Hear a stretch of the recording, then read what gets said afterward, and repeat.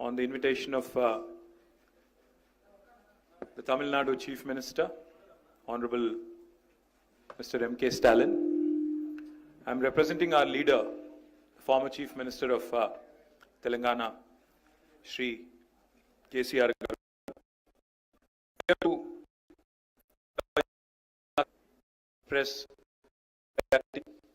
with all the states that have done exceptionally well. Last contributed immensely to the growth of our great nation. I'd like to emphasize one thing first. We are Indians first. And as Indians with, of course, sub-identity as Telangana, as Telugu, we also, while we want India to prosper, we also want our voices to be heard. And we also want to ensure that the three most important things mentioned in the Constitution, equality, liberty and fraternity, as envisaged by Dr. Baba Saheb Ambedkar, are respected in letter and spirit. So we certainly are opposed to the tyranny of majority, to India being converted into a mobocracy and not democracy. We believe that states that have done exceptionally well should be incentivized, not penalized. We believe that those states that have done exceptionally well in terms of political, economic and other progressive indicators, administrative, education, etc., should not be penalized, and that this would be a travesty of justice. Reducing our voice, reducing our numbers, representation in Parliament, at least the proposal, to go forward with delimitation on the population basis certainly seems extremely unfair. So what we are seeking is a fair delimitation for meaningful democracy. While any federal government, if it were to perform in a truly federal spirit, they should be encouraging high-performing states. Telangana today, we are only 2.8% of India in terms of population, but we contribute to 5.2% of India's GDP. So we are literally punching double our weight. But if you are going to reduce our number from 17 to whatever is being proposed in a pro rata basis or whatever other logical, pretext the government of India is going to come forward with, that certainly will be justice. Let me also remind the union government that this is not an imbalance, but it is a fundamental inequity. Because political and fiscal centralization, is not going to help India emerge a superpower. If India truly has to break its shackles and become an economic superpower, a cultural superpower, a social superpower by 2047, 100 years after completion of independence, then I do believe that we have to remember one simple thing: stronger the states, stronger the country. Cooperative federalism should be the order of the day, not coercive federalism. Cooperative federalism will make India a superpower, not coercive federalism. The union government should play the role of a big brother. The union government should play the role of a big brother, not become the big boss, dictating and making progressive states regret their progress. Let me also quickly say that if we do not speak now, some people are questioning why now, the process has not begun, etc. The fact, unless you start championing the cause of the underdog, which in this case will be South India, I think we'll be doing a great disservice to our future generations. History will not forgive us if we don't speak up now. This is the time to speak, because discrimination against South Indian states is not new. Both national parties have done that in the past. I'm not going to elaborate on that. But now this seems to be adding insult to the injury. This proposed delimitation based on population seems to be adding insult to the injury. Let me just quickly quote a renowned jurist who said, "A true federation does not allow any region to dominate another, nor does it permit the dilution of democratic representation based on transient factors. You know, if we don't approach this delimitation exercise cautiously, with caution, this could impact India's federal balance. I am an Indian. I love this country. And I truly cherish every minute of being an Indian.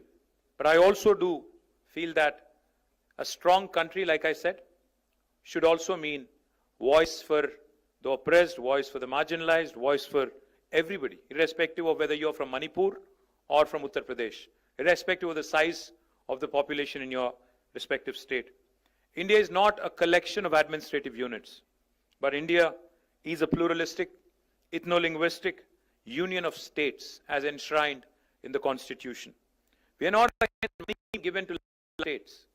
We are not against money being given to laggards. We are against hegemony.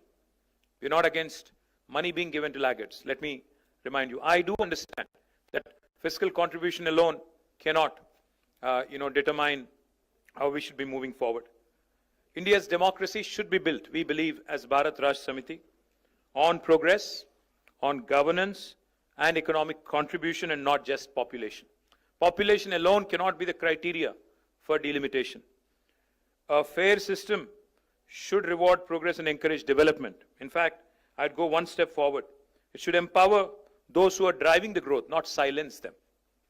If 19% of South of India, the southern Indian states, are contributing to 36% of India's GDP, will you cut down on representation and, dissent, cut down on the dissent and cut down on the dissenting voices? Is that the strategy of Government of India? Let me also add, there have been past experiences which have been bitter. So while Government of India, while the Union Home Minister says it would be pro rata, there would not be any reduction in seats in South of India, let me say one thing. No reduction in South of India, Southern Indian seats does not mean no increase in North Indian seats. Let me remind you that.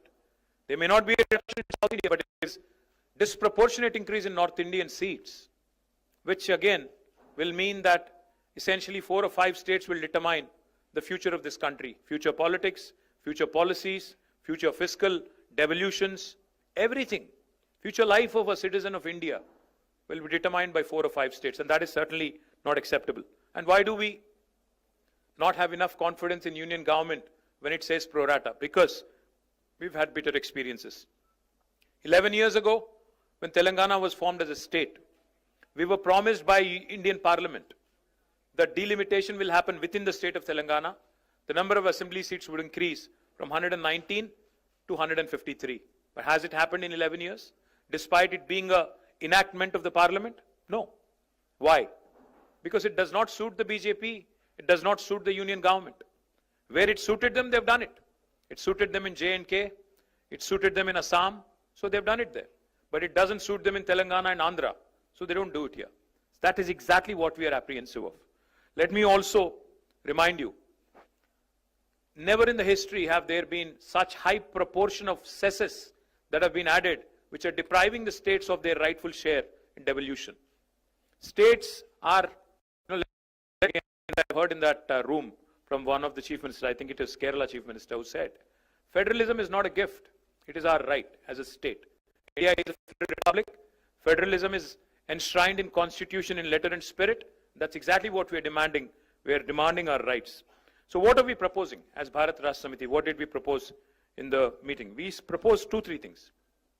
Why is delimitation being done at all? Delimitation is being done because India is a representative democracy. People need voices. Population has increased.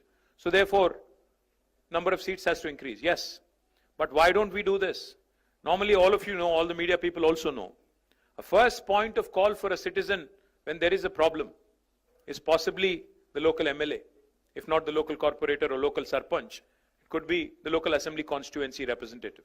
So what we are proposing is, I think union government should go ahead and increase the number of assembly seats within a specific state so that wherever there is an increase in population, all those challenges with respect to representation, with respect to better administration, decentralization, etc. can be tackled.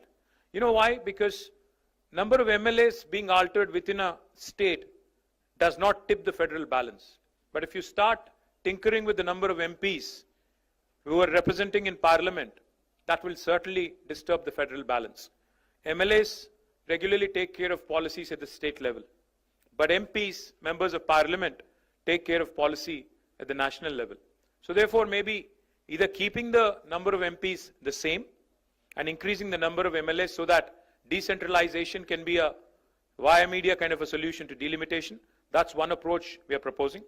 Or secondly, if you're increasing the number, if you're determined to increase the number of seats, then what we are proposing is maybe take the national average growth rate or maintain the same proportion for every state. Because you see, Government of India itself, through 42nd Amendment of the Constitution and back in 1976, had brought in, population control as a measure and suspended further delimitation for 25 years.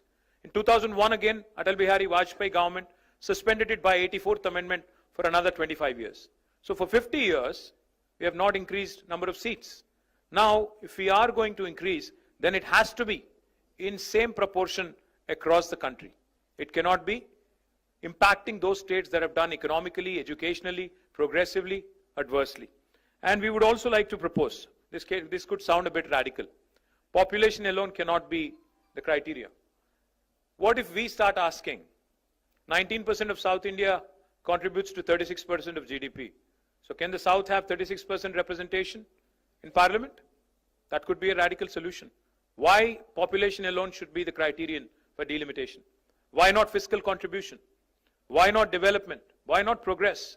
So we are certainly keen to see what the Government of India would eventually say, but all in all I would say is, once again, before I sum up, India has just completed 75 years of existence.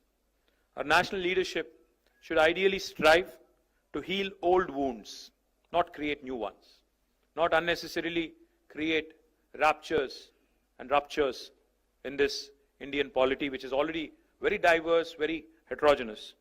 As a renowned scholar and statesman once said, the federal structure of India must ensure that no state, however small or large, feels neglected in governments. You could be Manipur, you could be Uttar Pradesh. You should not feel neglected or you should not feel left out.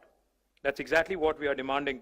And once again, I'd like to repeat, if India truly has to become a superpower by 2047, the order of the day is cooperative federalism, not coercive federalism. Jai Telangana, Jai Hind. Thank you.